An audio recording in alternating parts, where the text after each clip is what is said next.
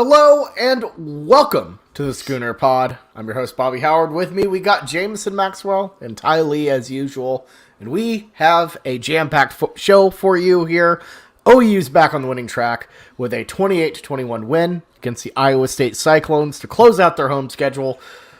But the big, bad Oklahoma State defense awaits them this weekend in Bedlam. It's a must-win if they want to continue their Big 12 streak. We'll talk about that later. For now, we have a very interesting OU game to talk about.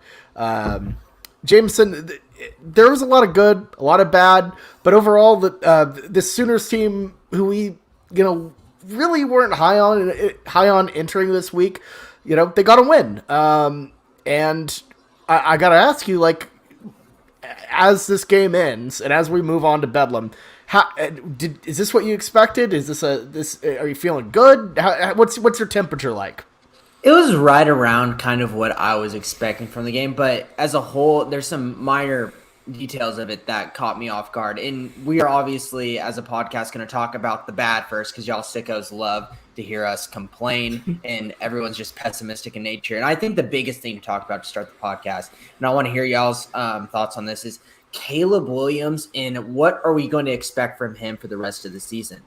I feel like he's not producing much as of recently these past couple games, especially versus Baylor and then Iowa State. He's having trouble getting the ball to the wide receivers. Is that a him fault, or is that the wide receivers not getting open fault? I've been talking about the whole year. I don't think our wide receivers have great route running and separation ability, and it's showing. But Caleb was missing some of them. Is this more of a Caleb's, apprehension to get the ball because of a side effect of the benching maybe? Or is he just, having freshman yips? And we don't want to hear I don't want to hear the yip word at all. we don't speak about the yips. But Ty, what do you think? Do you think it's a matter of the yips here with Caleb? So it can't be discounted that he is a true freshman. And everybody knows the whole backstory, right, about not playing and everything else. So there's no reason to dive into that. That can't be discounted. But this game, I'm a known hater of them as a position group. But this game, I really thought, because like James and I watched from home, I really thought it was on the receivers. There was a lot of plays, which maybe like 4 or 5, but for this type of play, a lot, where Caleb Williams had, it seemed like close to 10 seconds in the backfield of, he moved around a little bit, but poised, composed, going through different progressions and stuff, and just had no one. There were so many plays where there was so much time, and it wasn't like he was doing the rattler, like locked in on one thing trying to force it, or he was distracted by other stuff. There was a lot of times where he had 6-7+ seconds back there, or maybe more, with just nothing available to him. And you look at the receiving stats, and that kind of, tells the same tale there. There was some, missed throws, like Jameson said, but Mario Williams was sort of the leading receiver with 2 catches. Yeah, and I think the receiving core as a whole has some issues. They didn't have Stoops. They didn't have the RWR1. Yeah, no. Greg Stoops was out. I assume with that flu that kind of came out towards the right after the game. About allegedly 20+ guys affected by this. That Lincoln had whenever he missed the press conference that everyone thought the LSU's flight was happening. So this has been going on for like a week, guys. Yeah. And Spencer had it. Spencer had it on the sideline. He was wearing a mask. It seems like it was a pretty big widespread issue, but wide receiver wise, only 2 receptions for Williams and Hall. That is just a red flag, massive issue that your passing game is just a mess. And I don't know how much you can blame it on Caleb. I think partially some of it is on just the inexperience, but I think a lot of it's on play design. I feel like the route diversity for the most part just wasn't there. A lot of guys kind of going long. Not 4 verts because obviously Lincoln Riley's smarter than a 12-year-old playing Just NCAA 14. But I don't know. I feel like Caleb was kind of put in positions where his two options were chuck it long or, kind of scramble around and take a sack. I mean, he had 12 carries, which is sort of indicative. Well, I mean, look, he should have 12 carries a game. He had 67 yards and his long was 74. So you can put 2 and 2 together. That's a lot of sacks, which is an issue. But I kind of feel like the whole offense as a whole and the play calling and the schemes and everything, I feel like that's the bigger issue than is Caleb making the right decisions, because I don't know how much was there for him. You don't have that running back receiving game that we've had in the past. We haven't had, even though Jeremiah Hall had 2 catches, he hasn't been a massive part of this offense like we've had in Dimitri Flowers, that type of player. And then, of course, the tight end situation with Austin Stogner, as we've talked about at length, he just isn't the same type of guy that he was last year. And that's been a massive impact. The ability to check down, make these quick little passes, it's just not there for him. And I don't know if that's him not looking for it or what, because we've seen him just look off guys in the flats before. I will say, I think a lot of his hesitancy to throw the deep ball might be from that Baylor game, because I think 100% there's that in there. Yeah, because if you throw 2 picks and you could get benched, you're like, I hate that, because I think quarterbacks need the freedom to just not have that weighing on them, and I'm bummed to hear he seems to have that, but that's a freshman for you. There's a lot of things going into it. Whenever I frame this question, I kind of put all of my thoughts into it. I think what you said, Bobby, is definitely prominent. It is not the obviously riding answer to all of this, because I think why our offense is struggling is multiple things. But Caleb Williams, whenever he came into the Texas game, and then his games after that, we were always applauded because he was throwing the ball and making big time plays and letting his receivers go up and get it. Did I cut out there? Are we good? No, you're good. Yeah, you're good. Okay, okay, great. So sorry. But yeah, he let his wide receivers make plays, and that was a huge deal because Spencer Rattler was not doing that. But then, as his team started to get tape on him and he started to get scouted like all quarterbacks, we saw it with Texas Tech's quarterback last week. And as I said, he can have a great 1 week, but once you get tape on him, he's going to not look as good. Happens. People get tape on him. They find his tendencies. And then he starts to make mistakes, as all quarterbacks do. But when Lincoln Riley doesn't let him make the mistakes and realize that my leash is extremely short, then inherently I'm not going to take many risks if I know my consequences are very, harsh. So that's just human. I mean, that's not like a quarterback needs to be more, he needs to be more gutsy. That's just human. If you know that there's risk to taking something, you're going to be a little bit safer. Just think about just everyday activities where if I'm holding like a very sharp knife, I'm not going to go running around the house with it. It's just what we do. It's built in this. And I really want to hit on this wide receiver thing, because if you've been listening to this pod, you've been hearing it from me all the time. Ty and I have been talking about Jaden Hazelwood and how he can be a wide receiver 1, but this dude just can't run that many routes to get open. I understand there were a couple times where Caleb missed them, but for the majority of the game, I'm not seeing our wide receivers get open. And Mario Williams is a guy I believe in the most because he has the quickest feet and the best separation ability. But other than that, our wide receivers are not really known for separation. Yeah, no, definitely. It's an issue that we have, and it's one of those things I think schematically that you have to adjust for. And it sure seems, not to keep piling on the same talking points, but it sure seems like we have a receiver scheme that's still set up for CeeDee Lamb and guys like that, and we're not dealing with those guys. Not that they're as skilled, but there's different builds, different everything else. Real quick, Jameson, how much do you think the injury is playing into Hazelwood's route running abilities, or do you think it's probably just a skill or development thing at this point? So coming into college, I feel like his pro comparison on 247 Sports is really poor because they called him a Keenan Allen. Keenan Allen has some of the best feet in separation at the line of scrimmage in the NFL. And that's not what Jaden Hazelwood is. Jaden Hazelwood is a little bit smaller of a Julio Jones type with less speed. He's got really good. I know that's sad to say, but like No, Julio it's kind Jones of used to be the funny. best NFL wide receiver at the time. Like he is a guy that I'm going to go up and get it, and I don't care who you are. Think like a Mike Williams of the Chargers. I hate to bring up another Chargers wide receiver, but like this is a guy that I'm just going to go up and get it over you. I'm not a stellar route runner. But that I'm just going to catch balls and have great hands, even though he should have gone for 2 hands in the corner of the end zone for one. Like a We don't have to like talk a about that Plexco Burris. Yes, Oh. yes. That's honestly not No, bad. that's a good. Yeah, that's Yeah, it's a Yeah, good- but it's a good the call. thing is, with ACL injuries, you lose your lateral quickness, and I harp on this a lot in the offseason. So people who have ACL injuries, quarterbacks typically return just fine because you're stepping into your throws, you're fine. But running backs, wide receivers, the people that have to make cuts and go back and forth and make sudden movements, those cuts are a little bit slower, and your feet feel like a little bit more like a brick. So that route running does not help at all. So yes, I think that's also a key component of it because people after ACL surgery, not many of them, if any, turn to 100%. They're usually 90%, 95% shells of themselves.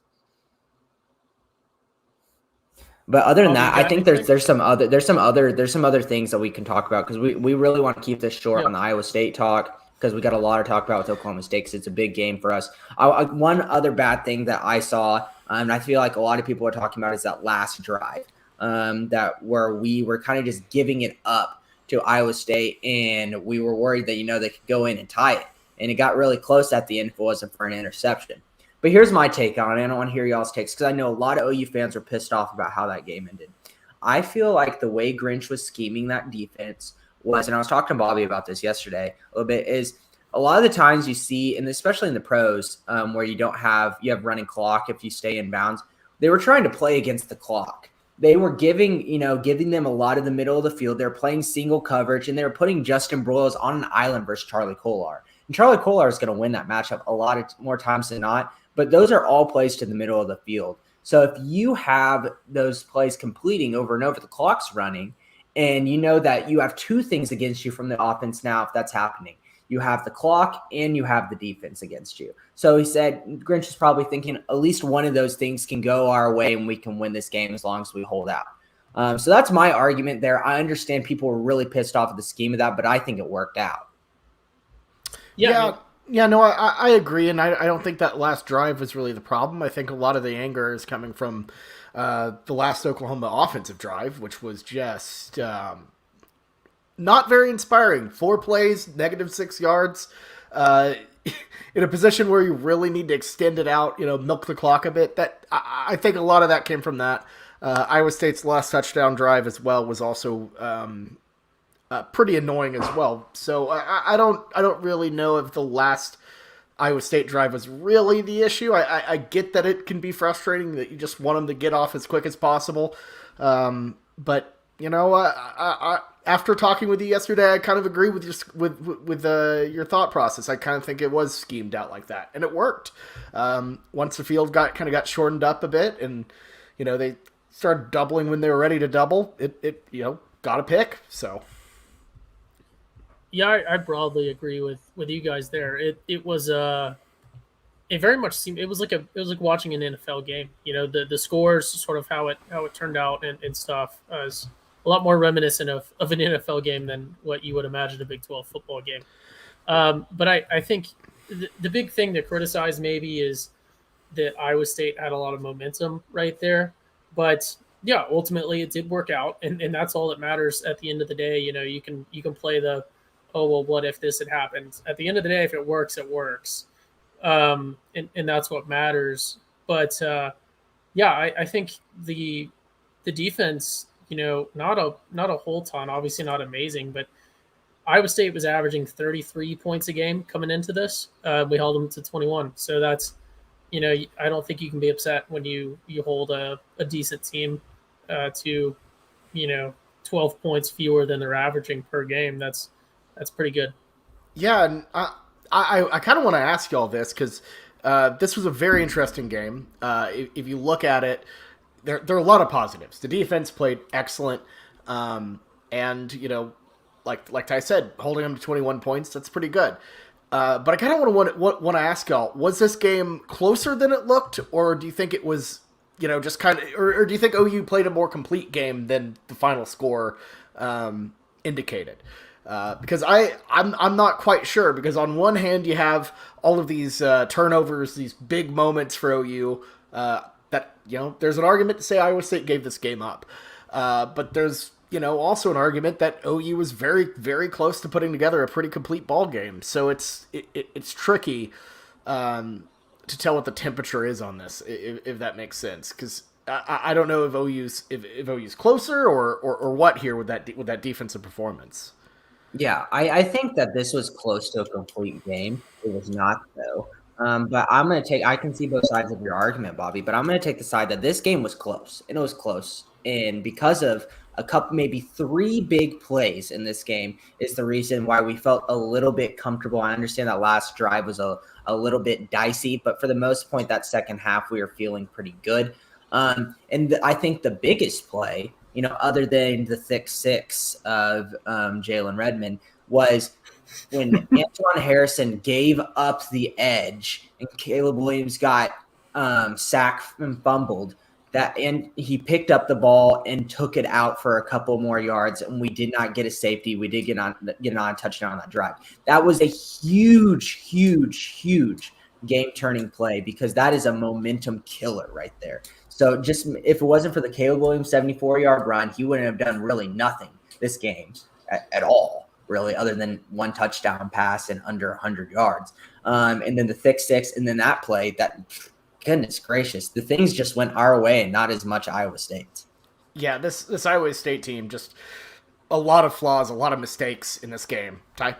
I do have to say, you can't talk about sort of those OU lucky things without talking about that pass that I still don't understand the ruling there, where the Iowa State player looked to me like he got an incomplete. And then after saying that he caught it, I didn't understand how it wasn't a touchdown, but it somehow resulted in them getting the ball at like the half-yard line, which, without that, obviously it's nowhere near as close of a game. But I do understand that, though. Well, let me understand hit on the call there. I do understand it. I'll hit on this call. I'll make it really quick, but I want to hear about your response to Bobby's. What happened if you were confused about why it was an out of bounds? The guy who was stripping the ball, once he touched the ball, he was out of bounds himself. So once he has contact with the ball and he's out of bounds, it's out of bounds. So that was the reason there. Okay. But what the problem was is like these refs are watching this to begin with. Well, yeah, because they're watching it in freaking slow-mo. And if you watch it in slow-mo, you think he makes a football move to the thing. If that play would have happened on the 30-yard line and not near the end zone, that would have been an incomplete. So that's my thing there. But I want to hear your response if this was like a closer than usual game time. I'm sorry to interrupt. But No worries. This was coming into the season. I know we've had a lot of disappointing games. This was one coming into the season. Obviously, we expected Iowa State to be a lot better than they turned out to be, but this is one that I would just be happy. 7 points, fine with it. Like week 0, had you told me, hey, we're going to beat Iowa State by 7 points, we got the win. But I do think that the score, for once, was pretty reflective of the game. I do think it was a 7-point game pretty much the whole time. Obviously, like we said, there was maybe some points added to the board, maybe some points left off the board, just with various happenings. That's the chance element of it that is also makes it enjoyable and a charming sport. But I do think that the score sort of reflected the performance. Iowa State is a true, what are they, 5-3 now or something like that? Oh no, they're 6-5. 6-5. Okay, yeah. No, so we are not in week 9 weeks right off. now. Yeah. No, but they're I think they're a true 6-5 team, and I don't think OU is that far off of it. Like, we've talked about before, had a lot of luck and a lot of just things going our way coming into it. So I think the teams were a little bit more evenly matched than people would think. But yeah, glad we got the win. Yeah, I feel like this game was very close OU was very close to breaking this thing open, and with a couple right breaks, they could have. But that's the story of the season. OU just not capitalizing on mistakes. The offense just couldn't take advantage of these things, and luckily in this case, rather than Baylor, the mistakes that Iowa State made were way more serious than the ones Baylor made. If you had a thick six thrown into that Baylor game, totally changes the makeup of that game for sure. Mm-hmm. And but that's the thing. Good football teams don't win because the other teams mess up all the time. They win because they're better, and that's the issue with OU. I don't know if they're remotely figuring it out because it just, I don't know, just not fully there. But before we move on from this game, we have to give a shout out to the defensive line. An incredible performance, I would say. We've been kind of on them all season long, and truly, Perrion Winfrey showed up. He had that massive hit on Purdy. I thought there were a lot of really good performances out of Benito as well. Brock Purdy was getting just hammered the entire time. Maybe got concussed. Jamison, what was up with that? This pissed me off. I have to talk about this on the pod, and I made it an effort that I have to say something about this. A man cannot be out for 30 minutes, get his helmet taken away from him, go to the locker room, obviously did not pass the initial concussion screening. The game gets close, and then he comes back in. That's just fraud. That's just ridiculous. Like, I don't know if the concussion screening protocol is different than college and in the pros, but if you do that on the pros, like, you get like investigated. That is not how you do things. Like that obviously he did not pass, because when you get your helmet taken away from you, that's like, oh, you're out. And you don't get your helmet given back to you after a concussion. So I did not like that at all, and it really, really pissed me off, because that over 30 minutes at least he was out of the game, and then he's within 7. And here he comes trotting back in. It really is not a great look on Matt Campbell, and it's not a great look on the Iowa State medical staff at all, because, like you said, that just doesn't happen. There's nothing that can happen in those 30 minutes where it's okay. So just a tough couple weeks for Matt Campbell, for sure. From the ridiculous, yeah, just a really, really, really bad look. For sure. Yeah, but let's talk about the DL, because I really was very happy with the way they played. And noted biggest Perrion Winfrey hater right here. I was pleased with some of the stuff he did. I still think that he was bull rushing too much. He just stays so high. He just bull rushes and stays high. And if he finds the ball, he gets lucky. And whenever he finds the ball, he's so violent and athletic. It's going to be great. That big play that the big hit that he had, he was just trailing the ball, and Purdy turned right back to him and gave him the one hit. And then the 2 hit, with Jalen Turner took Purdy out. But like that, okay, Perrion Winfrey, that was a fun play, but was it really a good play? No, it just kind of just fell into his lap. But he still played really well. Perrion Winfrey, out of the 4 D-line was not the best, but the other 3 were absolutely great. Isaiah Thomas, another great game. Obviously, he needs to get better at tackling the ball, but he's still making big-time plays. Nick Benito has been, just great and steady the whole year. And then Jalen Redmond, do we even have to talk about it? Jalen Redmond, once he's back on this D-line, it feels like we're back to the old times of the beginning of the season, where we thought the D-line was by far and away our best unit. I forgot about this, so maybe I've moved on from the Perrion Winfrey Haters Club a little too early. How about that awful unsportsmanlike conduct penalty he got, where he just chucked the ball at Breece Hall? Just so moronic. I was fuming in the stands when I saw that. Is he the new Buki, Ty? No one will ever. no one will ever be the next Buki. So I was trying to think of that meme, but it's like, we do he, not him, because he'll never be him. Oh my god! I'll say this: Broyles did kind of look like Buki in this game, with Charlie Kolar just working on him. But that really wasn't as much Broyles' fault. There's only so much he could do. Yeah, I will say, not to diminish our really good performance by the D-line, but it is fairly easy to have a good game when you're playing, just barely above high school level opponents with shut up. Brock Iowa Purdy State was better Breece than Hall, that. This Iowa State team is better than 5-6, which was great. Breece Hall, he had that one really good catch, and that was about it. He did not look like the Breece Hall of years past. We got to give a couple shout outs to, I thought Key Lawrence was really excellent after DJ Graham was injured. He did a great job filling back in, a return to form for sure. And our guy, De'Laren Turner-Yell, Another really good performance as well. He Game had ball. a bad penalty too, didn't he? Not as bad as Perion's. Yeah, like I a don't discipline like recall. penalty. I I thought he had something like that, like Maybe. after the whistle stuff. You know what? The brain is trained to remember the bad things to the people you hate. But if it's something you really like and you really like that person and they screw up once, it's really easy. Well, to it's like forget it. Exactly. not all unsportsmanlike penalties are created equal. Throwing the True. ball back at someone like a kid at the elementary It's an playground automatic is one. like one thing. Yeah, but then you got like the legendary like Baker Mayfield on the sidelines, like mixing it up with the K-State or the Kansas like student section, and then gesturing towards the opponent's side of the field. Just that's like a legendary, like pretty cool. And then you got like just the undisciplined. Yeah, but stuff. Baker didn't get penalized for those though. Yeah, but that's what I'm saying. Is like that, or like the Johnny Manziel, like the double flipping off the dude after scoring a touchdown and then pointing to the scoreboard. Tauntings can be cool or they can just be really lame, is what he's kind of getting at. And Baker's was very cool. He wasn't charged for it. That is cool taunting because it's really in the heat of the game and people are just barking at each other. Just throwing the ball back at somebody is a lame one. It's like once you get the ball in basketball and you slam it on the floor and it goes up above your head and that's automatic technical. That's just a lame one. It's lame and it's very obviously going to get called. Talk your shit whenever you get to the sidelines. It's just I don't know after the deed's been done. So I hate it, but yeah.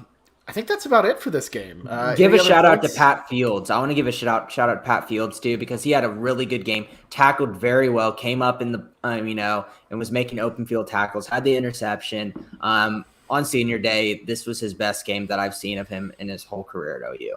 And he's a guy that gets a lot of, crap as a guy that obviously deserves it because he's had a lot of bad games. And I don't know how talented he truly is. But this was a big time one for him. So I got to give him the shout out. Ty, we haven't been doing as many game balls on our past pods this year. But do I even need to ask yours? Because he did lead the defense in tackles. Yes, he did. Yeah. It's got to be DTY. Injuring other people's key players, which was obviously targeting. Heinous penalties. Yeah. Just a lot of tackles. What more can you ask for? It was a miserable, it was so bad. Once you saw it on TV, I was just like, how? It was right to the face mask, crown of the helmet. What? How did they not call targeting? It was a whiff for sure. I got to give a shout out. DTY is my game ball because of course, but Jalen Redmond on top of the thick six, that incredible scoop and score. He did have 4 QB hurries on the game, which is really good because OU has struggled to get hurries this season, and the addition of Redmond has been just complete, injuvenating for this defense, and I'm pretty pumped about that. So, and you know what? We spent all our time talking about Caleb, that we forgot to talk about probably the best player on offense, Kennedy Brooks, 17 carries, 115, and honestly, he could have had a lot more. And this game could have really been closed out if we just ran the damn ball more. Mm-hmm. Yeah, I feel like people are saying run the damn ball more and all that stuff. Yeah, but remember, we weren't really getting our gaps much, especially in that Baylor game and then the Texas Tech game. And at the beginning of this game, I was starting to worry it was going to be like that. But then we moved more towards a zone running back style where you could see it was a lot more reads and RPOs from Caleb style. And once the game got going, Kennedy got going, and then we started running the ball a little bit more. You could see a little bit of an adjustment, not as much as the OU fans obviously wanted, but that opened up this game. And there in the third quarter, we felt like we had control because of that run game. So that was definitely huge. Yeah, there was one particular drive where Brooks was just leading us all the way down, and then we got in the red zone, threw it 3 times, and missed. Yeah, that was bad. That was awful bad. play calling. Awful play calling. But what are you gonna do? If your head coach wants to throw the ball, he will throw the ball. So, anyways, I think that's just about it. Any final thoughts on Iowa State before we move on to Cruden Corner? Yeah, let me get my game ball because I didn't. I'm not. Oh yeah. Give your game ball. No. Even though I enjoyed Fields' game, I'm not going to give him the game ball. I'm going to kind of go off the. It's kind of weird because it's not I feel like it's just because it's a really needed position in this defense, and if this guy's been not doing that well for the past couple of weeks, our defense would look even worse. I think Asamoah needs to be talked about a lot more, and the way he's playing is just really, really well. Him with Deshaun White next to him, and the way he rushes the ball and brings pressure next to our defensive line, that made Brock Purdy so uncomfortable and left the pocket so many times during the game. And whenever Brock Purdy left the pocket, things did not go well for him in this game. So whenever you see Osmo coming up the middle really fast and you have a great D-line in front of him, there's not going to a lot good happen with a frazzled quarterback. So I wanted to give him a shout out. I want to give him the game ball just the way he's been playing these past couple games. I like it. Like it a lot. Okay. That wraps up Iowa State. What we thought would be a game of the year and just kind of in reality was just another football game. So, time to hit the music. David. Yes? What is this, David? This is a Fruited Corner with Jamison. Everybody dancing now. Oh, that's nice. All right, so we haven't had a recruiting corner in a while because it's kind of been a little standstill. But we were doing this talk at 8 o'clock on Monday night. And so in about 18 and a half hours from now, we'll be getting an announcement from Chris McClellan of Owasso, Oklahoma defensive line, high 4-star prospect of where he'll be committing. And right now, a lot of the experts in the boards are still kind of out on him. There was a lot of crystal balls that came in this past week of him going to Florida, but still there are reports coming out that he's not sold on that because obviously this Dan Mullen stuff does not look good, and no one wants to commit to a school that has that much. First of all, it's a bad culture. Dan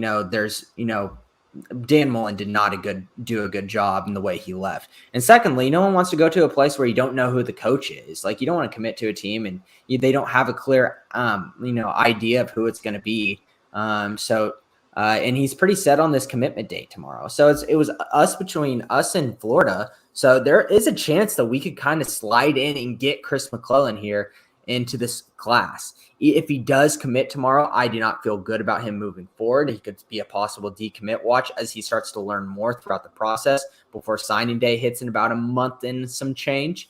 So that's a name to watch. And so y'all be hearing about that tomorrow. Keep an eye on that.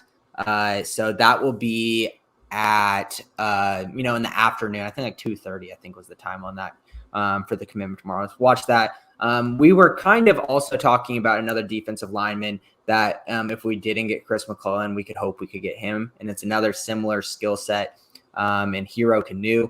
It looks like he is heavy leaning to Ohio State now. So he looks like he's not in the picture. So getting Chris McClellan will be big, and it is a huge priority for us to have good defensive line with a lot of guys on this defensive line leaving in this next draft. But that's all I got, Bobby. I think that's just a big note. There's a lot to watch. Obviously, once we get into December, there'll be a lot more recruiting corners and a lot more news. But right now, Chris McClellan's the name that y'all need to watch. Hopefully he commits to us and stays with us. And then we'll continue to watch a couple of those other guys I've mentioned in the past, like a Marvin Jones Jr., edge rusher, and hopefully he can get a commitment to us as well. Yeah, absolutely, absolutely. I have a new hotkeys thing I've been trying out on StreamYard, and every time I switch over, it never works. So I probably need to abandon the hotkeys because I keep leaving you and Ty abandoned. Yeah, I keep thinking you're having technical difficulties because we'll stop talking, and then I look at your screen, and you're like frantically looking around and clicking things, but nothing's happening. So I'm like, oh, he must be. I'm just slamming on the Z and the X button over and over again, hoping for it to work. But the issue is I'm looking at stats and other stuff on the other screen. But yeah, hey, thanks for the Crude Quarter update. I'm very excited for National Signing Day and everything. Everything's hyping up, getting closer to it. As we inch closer to December. So, all right, let's talk about this one. A massive game, Oklahoma at Oklahoma State. The Cowboys have been incredible since they lost to Iowa State. One touchdown given up. Their defense has given up one touchdown since that loss, which is just insane. And I'm pretty sure it was the third string defense. I don't know what has happened, but this team who struggled against Missouri State and Tulsa and Boise has somehow just popped up and become an absolute defensive monster. One of the best teams on third down. One of the best defensive teams across the board in the country. And the Sooners going into Stillwater with a sputtering offense, just in general really wobbly. And look, if you replaced all of OSU's branding and just gave, called them like, I don't know, whatever, Blue Mountain State or something, I'd be horrified about this.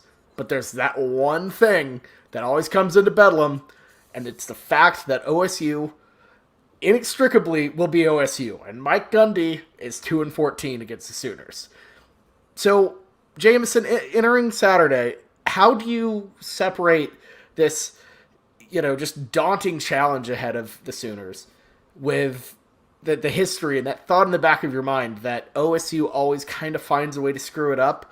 And I gotta ask, what's winning?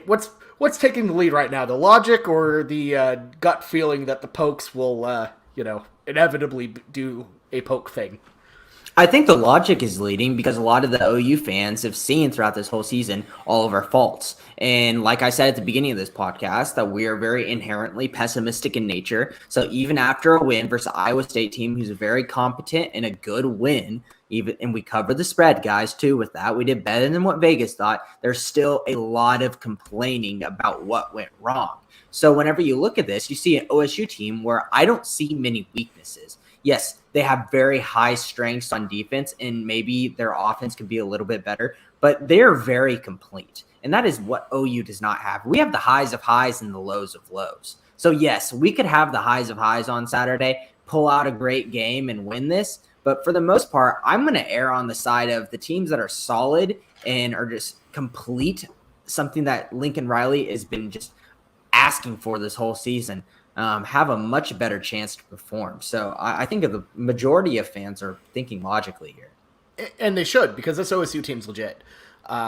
It's honestly absurd and sickening that they're 9, and kind of makes all of our arguments completely valid. That this conference is disrespected, these teams are disrespected, and that there's no real reason, like, how OSU look, they have one loss. Their one loss was a very tight one against Iowa State, and they're still sitting at 9th. They're going to bump up a little bit, but, if you look at the metrics, they're on par with Ohio State defensively. They're on par with some of the best teams in the country, and they're getting completely disrespected because they're OSU. If they had a Longhorn on their helmet, they'd be fine. If they were wearing the crimson and cream, they'd be fine. But the fact of the matter is, these brands just aren't respected, and that is an intrinsic problem with college football. But it's something we got to do to change. That's something OU has to do. Move on, because it's just insanely dumb that they're 10-1, and it just speaks to the, I guess, perceived weakness of the Big 12. But anyways, sorry, I'll jump off my soapbox. Ty, I apologize. You've been waiting in the wings. What are your thoughts on the logic versus the knowledge, or just kind of that background? So I'm going to follow up sort of your last statements first, and then work my way back. Brand obviously is massive, and not to sort of like, I don't even think play the victim would be the right term as an OU fan, but. Like you said, if they had a Longhorn on their helmet, they could be number 2 in the nation. Easy, I think. If this OU swapped the records around, we'd probably be in the top 4. I don't know, because we're also, record-wise the same. And look at us. I do think Oklahoma State's performances, we've built up this sort of, mystique around them this season, and I don't want to sort of demean what they've done and stuff, but all that they've done that's really different from OU is they haven't disappointed against the really bad opponents. They've played how everyone should play against Kansas, against West Virginia, and whatever else.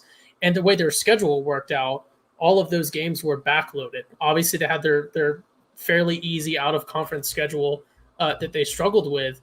But then you look at their schedule, and they rip through everyone not named OU significant in the Big 12. They play K-State, Baylor, Texas, and then Iowa State. right there, right in sort of the early middle of the season. So then they could coast on, the Kansas teams and West Virginia and whatever else. So I think that is perhaps skewing, and TCU, perhaps skewing a bit of our idea of how improved this team has been. Because I think you could create a similar storyline with OU's schedule, where we have this sort of disappointing start and then a bit of an improvement. And now we're like, okay, we're back where we started, but our schedule was very much backloaded. So I think that is a factor. All that being said, I think almost everyone is thinking logically. I think I'm thinking logically, but this is college football. It is a magical sport, as they call college football in Italy, Sporto Bella, the beautiful sport. I'm sure someone has called it. I don't even know if that's actual Italian. I've just been watching The Sopranos lately, so I'm sort of Italian. So Bella. But but there is the logical element, like you said, that OSU underperforms against OU, Gundy underperforms against OU. It kind of just doesn't matter, even when it's in Stillwater. So I think it's not illogical to keep that in your mind when you're thinking about this game. And historically, OSU is weirdly bad when not being the higher rated team. We saw it in 2009 where they were ranked 12th and lost to a really shaky, weird Landry Jones-led OU team. Got shut out, in fact. 2013, a game Jameson and I love to talk about, where they were on the precipice of a Big 12 championship and blew it at home. But that's the problem, is leaning on your history will just get you burnt if you don't focus on the now. And you don't focus on how to beat this team because, like Ty was saying, they struggled early, but they did something OU didn't do. They adapted, they got better, they changed how they played. Spencer Sanders, not a great quarterback, but you know what they did? They found Jalen Warren and started leaning on him more. And he's been a revelation for them. They've found ways to win. They've completely reinvented themselves throughout the season. And OU was still at times looking like the team that struggled to put away Tulane and, West Virginia. And that's the difference. And when you're looking at the last week of the regular season, let's be honest. What are we thinking? What are we thinking here? How can you legitimately look at this OU team and be like, oh, they'll finally have it click? It just ain't gonna click. But then again, Sooner Magic, I guess. If you want to go with that angle, it could happen. But I think those are two different angles, right? Like finally having everything click and just going out and dominating the game versus just winning the game. Like you don't have to have that. Like the Texas thing is a great example, right? Like hopefully we haven't all forgotten that now, but like the weird like forward handoff like thing, like Caleb Williams just having like a ridiculous like go off game. So it doesn't have to be pretty. We don't have to be happy about how we did it. We can sort of bumble our way through like a comedy action hero. We can go through like Will Ferrell and the other guys and solve the case at the end of the day, as long as we come out with a win. Yeah, That's all that matters. Because this OSU team they're going to be a challenge. Defensively, just so sound, so complete. And I just think they're just such a tough matchup. I think they're a bad matchup for OU right now, given how Caleb Williams and the OU offense have been sputtering. Jameson, what can OU's offense do to have success against the Cowboys? Where do you go from here? I hate to say this, but I really think my key to the game for OU to succeed is obviously they're going to have to do a lot of the things right. But at the same time, I feel like OSU just has to come out and just not do that well. There's going to be things that we can do to help that. But at the same time, I think it's very, very key for us to win if OSU also loses the game. I think we really need that. And like you said, we've seen that in the past that OSU has done that. And there's a kind of a little brother effect to where they've not done that well versus us. But So I think OSU needs to lose it. And also I think the areas that we need to win it, especially from the offensive side, like you said, that I think it has to be the run game, and there's no doubt about it. If we can get ahead on first and second down and not throw the ball and get into third down, we can do well. Last week, we were miserable on third down. I think we were 1 for 10 for third down. And like you said at the beginning of this preview, you said they're one of the best third down teams in the nation. They are the best third down team in the nation. Like, I'm pretty sure they're number one in the nation. So if we can get ahead of it and kind of run down the field and control the tempo of this and make it feel like it's our game and not their game, it's going to be very key in a hostile environment. And the Sooners have to do something that they haven't done great at all season long, and that's start fast. This environment is about to be, quite frankly, like Bedlam is always insane, but this is going to be the last Bedlam in Stillwater for the foreseeable future, likely. And the amount of venom, the amount of energy, the amount of hate, it's going to be off the charts. Just completely off the charts madness. You got the night game going. You have all the SEC stuff added in. It's going to be a level of crazy I don't know that we've really seen in this rivalry. So the first thing you got to do, and it's so easy to say it, but if OU can have success early and take the crowd out of the game, get control, get those OSU fans immediately start thinking, oh God, it's happening again. That's the best you can do. That's how you win. That's how you win Bedlam games on the road. Get those paddle people start, slowly tapping, the Rudolph inflatable. Take the air out of that a little bit. He's gonna be there. There's no doubt about it. Oh no! Oh yeah, because that crowd is good enough to win you a game, and it's good enough to make this a game. You've seen in the past the Bedlam games that are close. They're all because OU screwed up. Baker Mayfield in 2017, that fumble that I believe they immediately scored on a scoop and score. That had that crowd rocking the entire way. Stoops play calling in 14. Yeah. Well, that was in Norman. Weirdly enough, they're better in Norman, I think. I don't know. And, someone on Twitter noted, I'm sorry for missing your name on it, but I saw him tweet at Blinken Riley. OSU has won the last two Bedlam games that end in 1, which is super weird.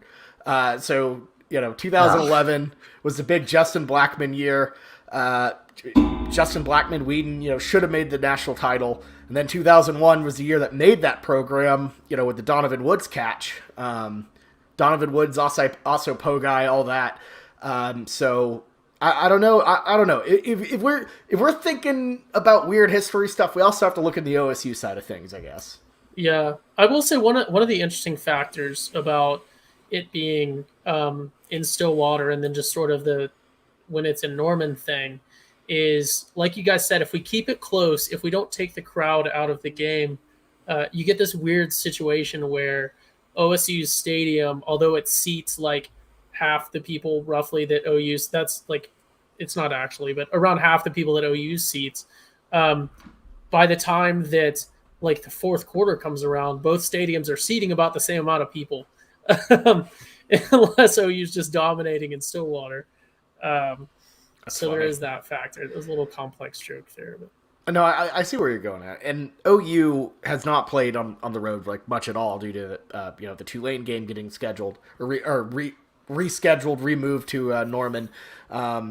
Really, they've had the 3 games. At K-State, which is that's a tough environment. At Kansas, which again they had to beg people to come in, and then at Baylor, which was it was a good environment, but not exactly this cauldron of doom, and OU struggled there. So I don't know. That crowd is something to be concerned about for sure. And I guarantee you, like that is going to be a just wild environment that I personally am excited to see. So. Well, yeah, and there's a big storyline, to just sort of ride the momentum wave here. Like you said, there's that big storyline. I feel like we've kind of forgotten it a little bit, but everyone always gives OU their best shot, and I would assume also Texas in the Big 12, just regardless. And then, like you said, the whole SEC thing has come out. It's a whole nother level of hatred. No one has been burned by that as much potentially as OSU, and they have definitely hung on to that storyline far more than other fan bases from what I've seen. And then it's a rivalry game. It's their biggest rivalry game, so it's always super contentious for them. They have a massive chip on their shoulder, and it is that sort of little brother dynamic where they're always going to come up and just keep trying to start stuff, and that's why it's important for OU, because like we talked about, we have that sort of idea that we're just innately superior and we're just going to float through and do whatever and come out with a win, which traditionally has just kind of worked out against OSU.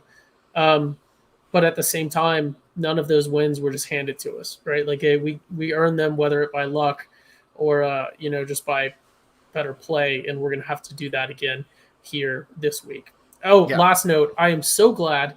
I know I say this constantly ever since the like handful of times it's been different. So glad we're actually playing this game when it should be played, at the end of the regular season, and not like at the end of October or something like that.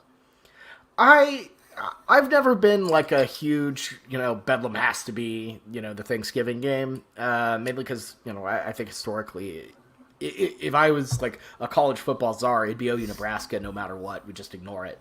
I would honestly rather play Nebraska every Thanksgiving than OSU, just to be frank. But yeah, no, I see what you mean, and it feels big, and it is big because, it could potentially trigger a double Bedlam, which it'll be a series, yeah, we've never seen, which would be very. It just has to be a rivalry on Thanksgiving weekend because it's rivalry week. Everyone plays their rivals, so it just has to be, and that's difficult. Without Nebraska and Texas being at the position that it is every single year, we really don't have a choice. So it's going to be Oklahoma State. Yeah, and we actually have some spicy comments on our YouTube here. Oh, awesome. 1982 Boomer Sooner says, did you see what the loser Gundy said about Bedlam? Which he said in his press conference today that he did not believe that they would be Bedlam would continue when OU moves to the SEC. And then 1982 Boomer Sooner also says, Georgia plays Georgia Tech and South Carolina plays Clemson. Why can't OS he tried to say OSU, but he added the U instead of the O. Play their.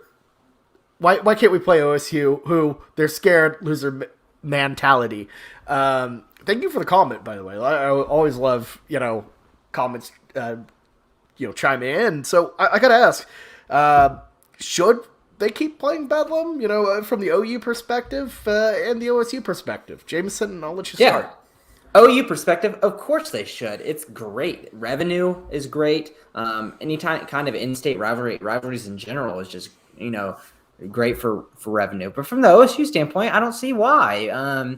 If they leave the conference, what's in it for OSU? Like you said, their record versus us has not been that good historically, and they know that talent-wise, there's a bigger chance that OU is going to have more talent on the field for OSU here on in the future, just because that's how college football works. So now that they're not in the conference, why would OSU in a conference that's going to be thought of as less, and it's going to be harder to get in the playoffs because there's going to be 3 really big-time conferences, want to have a very hard rivalry game, out-of-conference game, and then whoever they have lined up for their out-of-conference games in the future also have to play then.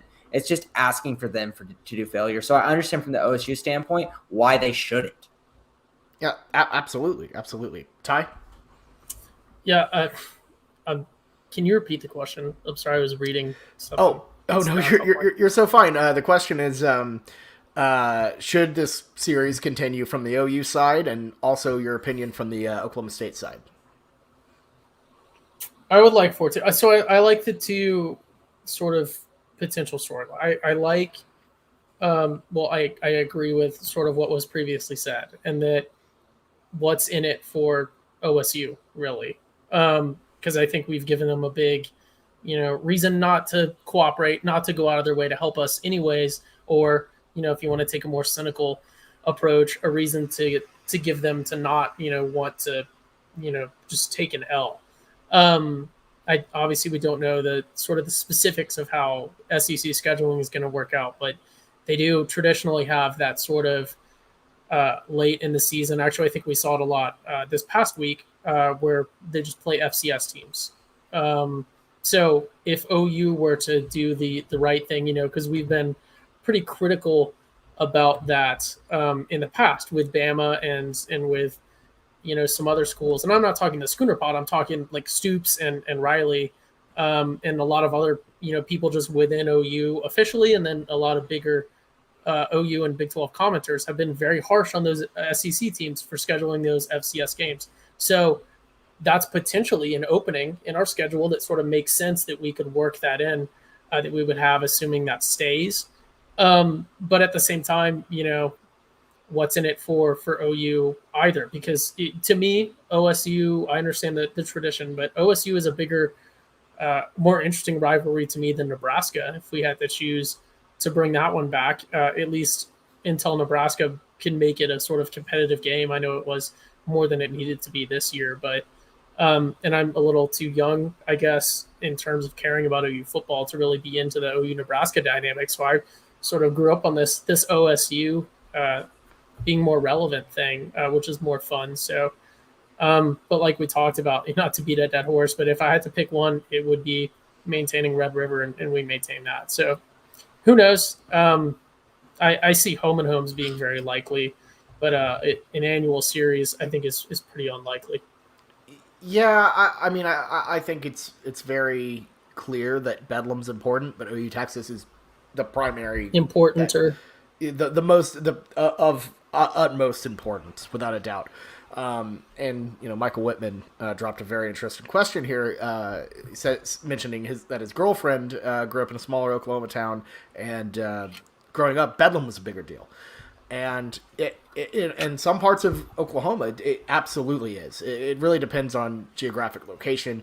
I know specifically with that case, she's more in the northeast part of Oklahoma, and that checks out for sure. So it is a big game. It is a big game, and it's a big game across sports. Basketball, back when it was humming with, Kelvin Sampson and Eddie Sutton. I mean, those were, Jameson, you remember, those were big nights. Whenever you had that matchup on a big Monday, that is something that your parents would let you stay up for. In some pockets, Bedlam wrestling is enormous. So it is I think incredibly important for the state. I think Oklahoma, OU should definitely try to do it. I don't see OSU biting for it initially. But I think it's in both schools' best interest, and I think particularly overall in Oklahoma State's best interest to play OU, because keeping that marquee matchup, I think is important. I think it adds energy. I think, and I mean this in the nicest way possible. But for winning though, for winning, no, for getting OU off the slate for football, great deal, but. I don't know. I think you lose a bit of your identity when you get rid of your villain. If Batman didn't have like Joker anymore, then what sure you have other villains to deal with, but it's just not as interesting. Taxes. I think OSU culture loses a little steam there, and then obviously the point a bunch of OU fans like to talk about the. Kind of helps season tickets. They sell season tickets just for Bedlam, because you can't buy that one individually. So I'm not trying to backhand compliment, but I don't. It's like taking away their homecoming. It's a major event. I think they need it, and I could see it happening 10 years later, because I think it's a part of their DNA, and I think it's a major deal for them. Even if they lose, I think it matters culturally, and it matters culturally to us too. I just don't think it's as big of a loss or as big of a sting, in a way. And I mean that in a not. I'm not trying to be derogatory towards Oklahoma State at all, even though I know it's rivalry week. But yeah, it just I think for them it just means more. That's all I'll have to say. God, Bobby, really? I'm sorry. It's a Yeah. little. For It does all mean that- more. For all that Oklahoma State University has done for you, that's the respect you repay them with. It does, and that's why it's such a great experience. I No, I love do. it. I do like. In short, I do think that the equation changes in 5 and then definitely 10 years from whenever we depart. I think Lincoln Riley going to LSU in the offseason announcement coming very soon. I heard a plane. I live in Norman, and I heard a plane. And there's no planes flying in and out of Norman unless our coach is leaving to somewhere else. Of course. Sassy I know the that. shit. Sassy the Shih Tzu. Sassy I the read shit it too. on Twitter. Planes don't fly in and out of Norman regularly. Only when our head coach is leaving us. Only whenever there is a very rich person that uses Wheels Up to go visit his daughter, who's in a sorority and like a sophomore, junior at OU. Yeah. Shout out Sassy. Yeah, but so what I was gonna say before I went off on my tangent was the rose-colored glasses sort of idea of, we have this traditional thing going. It is good for the state, and I thank you for the comments, everyone, and Michael especially for the one that sort of spurred this. But it is important for the state, and I believe in that, and I think that that's a very legitimate argument. I think that a lot of OSU people played it incorrectly when the news first came out, but the betterment of the state, when we're talking about our public schools, that their athletic programs make a ton of money and are one of the biggest publicity things that the state has, it is important for the state, and that's a very legitimate argument to present. So I think it is important, not to get too political, but I think possibly there is, some sort of governmental stuff that could occur there in terms of incentivizing it. Obviously, they're not going to make a law that says we have to play, but with this state, you never know. Oh no, I got political. This is a good time to end this podcast. No, but it is important. I hope it continues, and I think that any sort of bitterness will probably fade as the years go on. I agree.